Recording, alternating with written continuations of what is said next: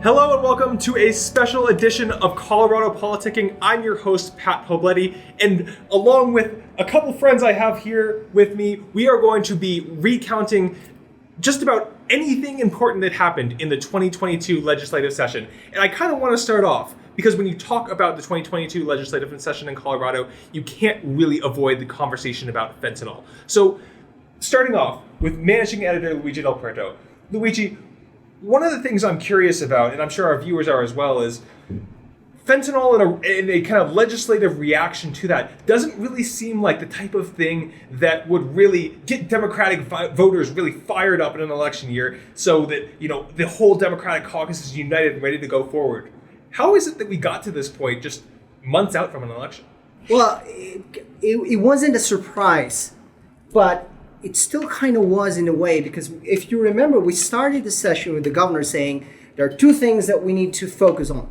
One is fiscal relief amidst this soaring inflation, prices of commodities going up. And then the other thing is public safety. But with that umbrella of public safety, there are several components to it. And then obviously we had the news out of Commerce City in which 5 people presumably had died out as a result of ingesting fentanyl. And that brought the focus to this issue. And it sort of took a life on its own. Everything took a backseat. And before we know it, it became the pretty big issue of the year. So that gets us to kind of the start of the legislative session. And now let's bring in Chief Legislative Reporter Marianne Goodland. Marianne, I asked Luigi how he was. How are you? Oh, I'm just peachy. So, Marianne, you're our gal for the kind of political process here. Luigi's kind of given us the background as to why this was an important issue. Tell us a little bit about how it proceeded through the legislative process in the General Assembly. I think there was really only one lawmaker who had this issue on his radar before the session started, and that was Republican Representative Mike Lynch of Wellington. When the Democrats and the Republicans both talked about public safety at the beginning of the session, not one of them mentioned fentanyl as an issue. And Lynch had this idea about dealing with the fentanyl issue, which went from a 4-page bill that he had in mind when the session started. When the deaths in Commerce City took place, all of a sudden it becomes this huge issue, as Luigi said. And Speaker of the House, Alec Garnett, who is fond of telling us that he's the one who takes on these super, super big issues, teamed up with Representative Lynch to see what they could do. And this bill was kept very, very tightly under wraps for probably about 2 months. We knew the conversations were going on. We were getting completely stonewalled on what was going to be in the bill. We had no idea. And then we got to a point the day before the bill was supposed to be introduced, and a version of it mysteriously showed up in my inbox. And we got a good look at exactly how they plan to deal with this. And the basic version of the bill had 2 components, one dealing with the felony law enforcement side of things, the other dealing with the treatment, or what they call the harm reduction side of things. So the bill gets introduced to lots of loud conversations, and almost immediately the focus came off of the treatment side, which those in the harm reduction community were pretty happy about, at least initially. And the focus became almost exclusively on how law enforcement was going to deal with this issue. And it became centered around 2 or 3 different issues. One was making simple possession of fentanyl a felony. There was a 2019 law that reduced penalties tied to possession of a number of Schedule I drugs, of which fentanyl is one. Up to 4 grams was a misdemeanor. So the law enforcement community immediately said, we want no tolerance for possession of fentanyl. And then the other thing was that they wanted to have a conversation about Good Samaritan laws, which was also in the bill. But that's really where the focus became, as a simple possession. And that dominated the conversation from the day that bill was introduced until the day that it finished on May 11th. So that gets us a little bit further along in the process, Marianne. And to wrap things up here, I want to bring in Denver Gazette reporter Seth Klamann. Seth, first of all, thank you for your diligent work and late nights throughout the legislative session. This isn't necessarily your area in terms of covering lawmakers, but you did it diligently when it came to this fentanyl bill.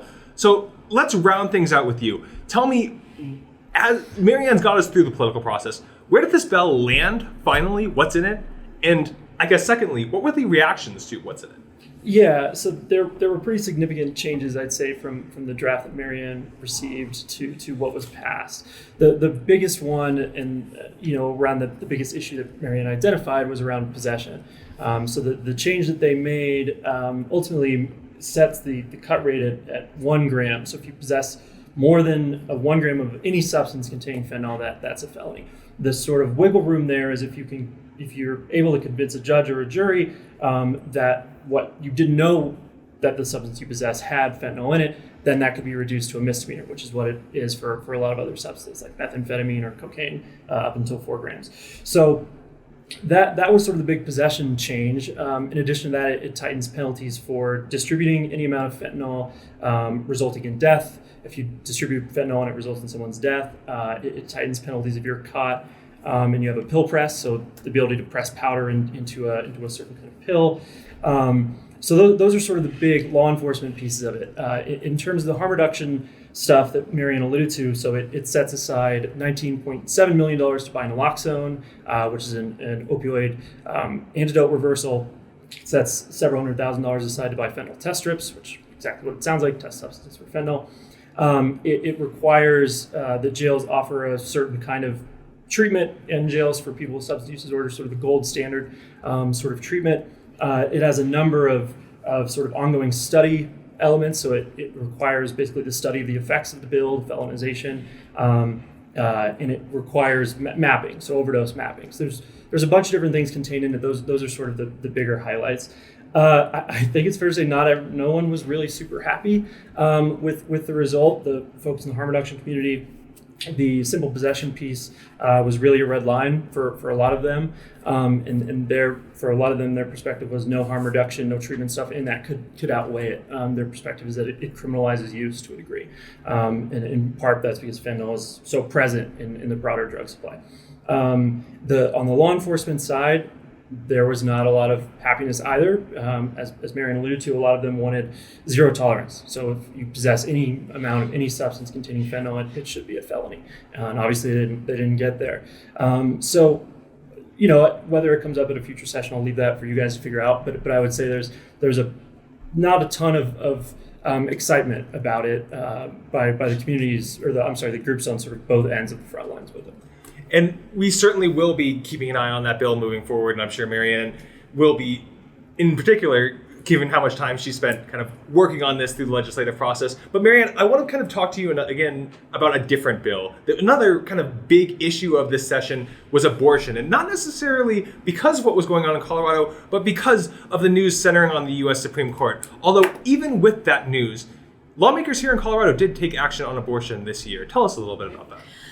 The laws in Colorado on abortion date back to 1967, when then State Representative Dick Lamb ran a bill that allowed abortion in Colorado, but very, very limited circumstances. It was rape, incest, health of the mother, deformities of the fetus.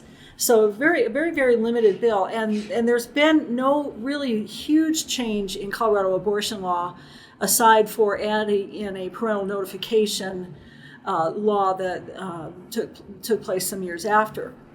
And there have been 8 attempts since then to strike abortion from state law by anti-abortion groups. All of them have failed.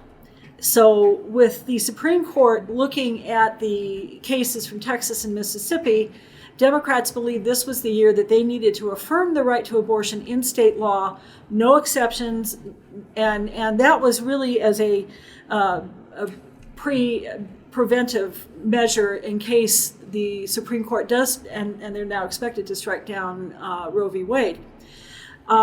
The interesting thing for me was that we see bills, anti-abortion bills, every single year from Republican lawmakers. we have not seen a bill that actually reached the floor of either the House or Senate on abortion since I've been at the Capitol. And this led to one of the most intense debates that I have ever seen in the Colorado General Assembly. In the House, it went almost 24 hours, and it was a very acrimonious debate. In the end, though, the Democrats, who have a strong majority in the House and a strong enough majority in the Senate, were able to get the bill through. It's called the Reproductive Health Equity Act, went into effect upon the governor's signature in early April. So, Marianne, what does that mean for abortion in the future here in Colorado? Colorado is now considered a sanctuary state for abortion because of this law. However, the anti-abortion advocates are going to try to put another measure on the ballot in this coming November that would outlaw abortion. And the Democrats who put forward this state law that we now have and are having conversations with their allies, including Planned Parenthood, on a constitutional amendment for the 2024 election. And I want to add something really quickly, because Marianne mentioned this ballot measure. Not everybody in the anti-abortion community actually supports this ballot measure because of how strict it is. That said, assuming that the court does indeed strike Roe v. Wade in the summer, this question will be unavoidable. We will have to deal with this question in the primary. I mean, the political community, will have to deal with this in the primary. They'll have to deal with this in the general election. And I think the big fight is going to be set up for 2024. I want to talk specifically, starting off with the governor. Now, we saw him kind of lay out an agenda at the beginning of the session in the State of the State address. What do we think, now that we've finished the session, how did that agenda go? Well, by the standards of the governor, he did pretty well. And by the standards of his supporters, if you use the matrix of the Democrats who are in control of both the House and the Senate, they've done pretty well. In fact, you could say objectively, they have a list of things they wanted to do. They were able to do it. The governor said, I'm going to offer, residents fiscal relief. And that came in the form of tax refunds, more money for seniors for housing, all kinds of fee reductions in all kinds of places, vehicle registration fee reductions, business filings. It's a $1 business filing reduction in the fee. It's symbolic there, but if you look at the aggregate, the Democrats and the governor said, we will offer, fiscal relief, and by their standards, they've done it. Now, on the other side, Republicans and conservatives will say, well, to begin with, those were the problems that you created when you increased the fees on the residents, and now you're just unwinding them. That's one. And the second thing is this is an election year, and the Republicans are saying this is a cynical ploy on the part of the governor and the Democrats to offer residents something that they can hang on to at a time when they're asking them for their votes. All right, well, thank you, Luigi, for your breakdown on Polis, but I also want to talk about the legislature a little bit here. And to do that, I want to bring in legislative reporter Hannah Metzger. Hannah, first of all, how are you doing? I'm good. Not too lonely over here, I hope? No. Okay, well, you'll have plenty of time to kind of spread your wisdom from your first legislative session in Colorado on us. So let's start with that majority. How did Democrats do this year? Right, so as expected with the majority party, they were very successful in achieving their legislative agenda this session. In addition to the hallmark bills of abortion and fentanyl that we've been talking about, they passed dozens of bills aligning with their priority list that they laid out at the beginning of the year, which of course is saving people money, improving public safety, and boosting education. In addition to the fee decreases that Luigi was talking about, they had a $100 million public safety package, which included tens of millions of dollars for law enforcement funding. And they boosted education funding in addition to signing the bill that's going to start their universal preschool program, which has been long promised from Polis and Democrats in general. But it didn't all come without difficulties. Especially in the House, there was a lot of scheduling issues that resulted in more than half of the over 600 bills of the session being voted on in the last 10 days of the session. And in addition to Republican filibusters lengthening the process, this led to a lot of Democratic bills being dead on the floor because they weren't able to be voted on before the session ended on May 11th. And that included bills like wildfire mitigation and distracted driving prevention. And other Democratic bills were just voted down during the session, including banning the sale of flavored tobacco or prohibiting employment discrimination for marijuana use or trying to reduce single occupancy vehicle trips. So to sum it all up then, it sounds like perhaps more losses than expected given the size of the margins, but still a lot of wins in there for Democratic priorities. Is that about right? Yeah, I'd say a lot of wins, but also more compromises than they would expect. So let's flip it over to the other side then. Let's talk about Republicans, because we talked about Democrats. It's probably a good time to be a Democrat when you're in the State House if you look at those margins in each kind of chamber there. Inversely, it's probably not a super fun time to be a Republican legislator. So how did that group do? Right, well, again, the Republican agenda did not do as well as the Democrat agenda, which of course is expected when they only have 39 Republicans in the legislature. The Republicans started the session with a 44-bill package, and of those bills, only 5 ended up being passed. 39 were voted down, 2 were never introduced, and 3 died when they weren't able to vote on them before the session ended. Some of their successful bills included creating $30 million in law enforcement grants and removing barriers for substitute teachers who had already retired and promoting the use of geothermal energy. But they also had a lot of big bills that were killed, which included exemptions for all food from sales tax and $50 million for police training and $700 million to repeal the budget stabilization factor for school districts. But Republicans did have some success in blocking or changing Democratic bills. Republican lawmakers used hours-long filibusters and bill readings and literally hundreds of proposed amendments to force compromises on some of the biggest bills of the session. In fact, Republican Party leaders listed some of their biggest accomplishments of the sessions instead of passing bills as being able to weaken Democratic bills, including the Election Security Bill, the Collective Bargaining Bill, the Air Toxin Regulation Bill, and the Pharmacy Benefit Manager Bill. And they also took credit for killing a Democratic bill that would have banned the sale of gas-powered lawn equipment in most parts of the state. So, Hannah, that was a good breakdown of the parties, I guess. You also wrote a really interesting story, which you can read right now on coloradopolitics.com, of course, about the most and the least effective legislators. So let's take this kind of to an individual personality level. Who did really well this year? Well, I'd say overall the most effective would have been Rep. Julie McCluskey. She had the highest number of bills passed at 67. Also, Senator Dominic Moreno, he had the highest percentage of bills passed at 100%, and Republican Senator Don Coram, who had the most bipartisan bills passed at 100%. Let's flip that around to the least effective right. then. So you talked about tons of bills passed. You talked about 100% batting average when you're up there kind of working with your priorities. Who's not doing that? Who's down at the other end of the spectrum? Well, 2 lawmakers definitely stand out. They would be Representative Stephanie Luck and Representative Ron Hanks, who both passed 0 bills this session, and they also had 0 bipartisan sponsorship for any of their bills. But also someone that I would add to the bottom 3 would be Representative Yadira Caraveo. She, besides Luck and Hanks, was the only lawmaker to have no bipartisan sponsorship of all of her bills, and she ended up in the bottom 5 of least number of bills passed. Well, thank you, Hannah, for that. And that's a really interesting kind of empirical look at the data in terms of who's passing a lot of bills, who's most successful when they're up there at the plate. But I want to kind of open it up to the rest of our panel, a little bit less empirical for you guys, just the feels, right? So who's got the juice? Tell me, Luigi, who has the juice? Just really quickly, some of those legislators that Hannah mentioned, they're running for Congress, by the way. Those folks at the bottom of Hannah's list right there. I cannot help but think that the person who's got the most juice has to be the governor. He's got the biggest bat at the state capitol. I remember a story from Marianne in which he wanted something and the legislators kind of, we don't really want to do that. But at the end of the day, they had to give in. The governor asked and the governor received. Marianne, who's got the juice?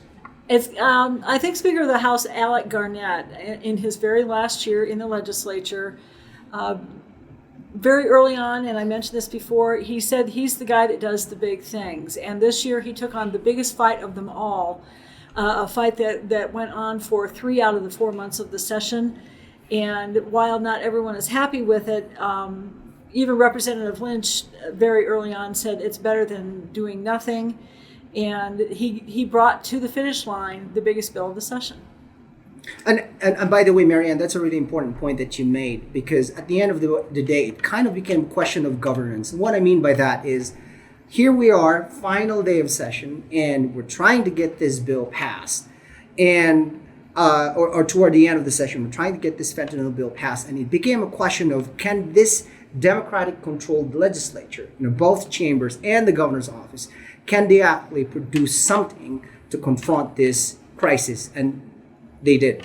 And to that point, the fentanyl bill was not beloved by the entire Democratic caucus, not opposed by the entire Republican caucuses in either chamber. You had a lot of bipartisan angst over this measure. Garnett brought it home, despite the fact that he took a lot of heat from his own caucus over this measure, and I think that speaks volumes to his ability to negotiate and to govern.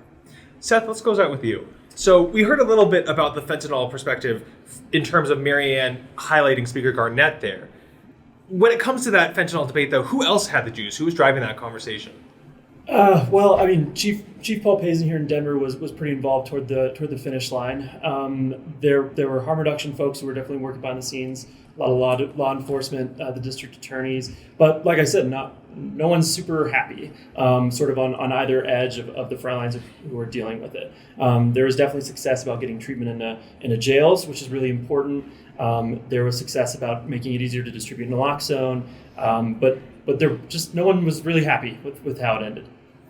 Now, I want to close out with our Capitol folks, because I think there's something you lose not being in the building, interacting with the lawmakers, with the lobbyists, with the legislative staff every day, and you folks are. So I want to know from your perspective, maybe something that didn't make a byline, didn't make it into print, didn't make it into that tweet that you may have saw. What was it that you really enjoyed, your favorite moment of the session, Marianne?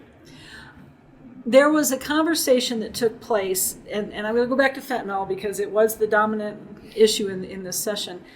During the Senate Judiciary Committee hearing in April on the fentanyl bill, there was a moment where I was almost in tears, and it wasn't only because of the highly emotional and gut-wrenching comments that you heard from the families who have lost loved ones to fentanyl, but it was watching two lawmakers interact in a way that you just don't see enough of.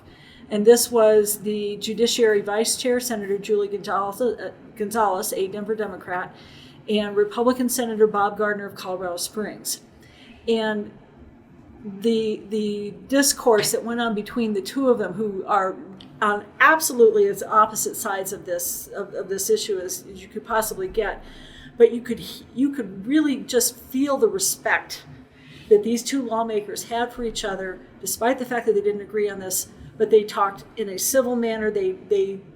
And it was one of these moments that I went, this is what it used to be like. Why can't it be like this again? Now, Hannah, you heard the perspective from the veteran, and you were kind of seeing the session with fresh eyes, and this is the first one you covered. What stood out to you? What was your favorite moment? Right, well, I guess my favorite moment was kind of sad. It was the morning after Russia's initial invasion of Ukraine.